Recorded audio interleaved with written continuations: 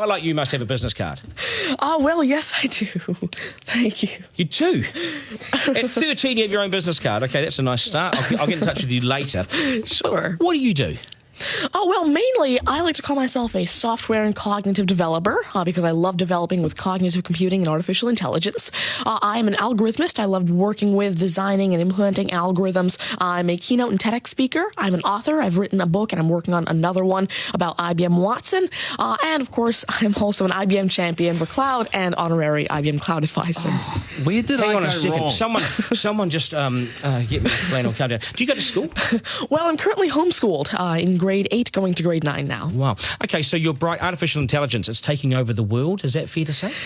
Well, you see, that's actually one thing that I believe a lot of people have, the sort of misconception that artificial intelligence is this technology that was made to replace humans at really everything we do, whether it be, our jobs or whatever we do at home every day. But really what I believe is that artificial intelligence was developed and is continuing to be developed for the sole purpose of really augmenting our life and amplifying our skills or capabilities and what we can do every day. But what about when the computers actually learn that they're better than us?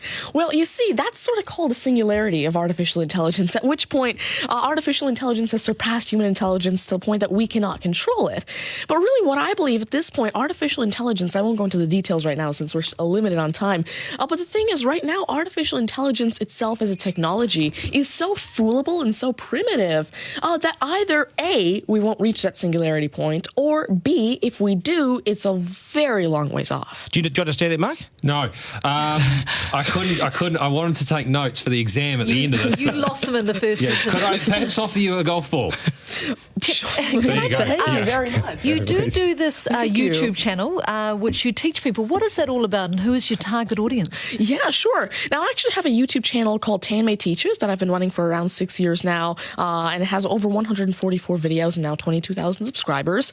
And so on it, I love to teach about computing, really programming, these algorithms that I develop, machine learning especially, math, science, and especially technologies like IBM Watson. Because, of course, I like to share my knowledge because I realize that there's this lack of resources for people to learn about technologies like AI, which is why I absolutely love sharing my knowledge through, of course, these YouTube videos, the books that I'm authoring, the keynotes that I have, and really Watson comes in here in such a great way because Watson allows me... What's Watson?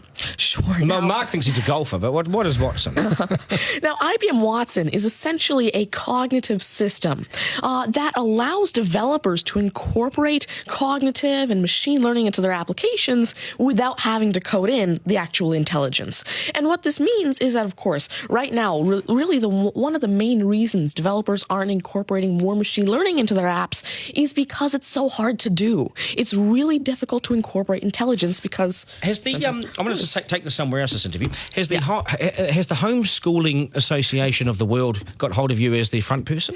Well, there is actually a Homeschooling Legal Defense Association, I believe, HSLDA in Canada, and I actually had a keynote for them last year in Niagara Falls. You're the poster boy for homeschooling, aren't you? Well, I did have a keynote for them, and I talked a lot about the advantages of homeschooling and why it's great for kids who want to go into different and really targeted subjects. Okay, I want to get right down to business now.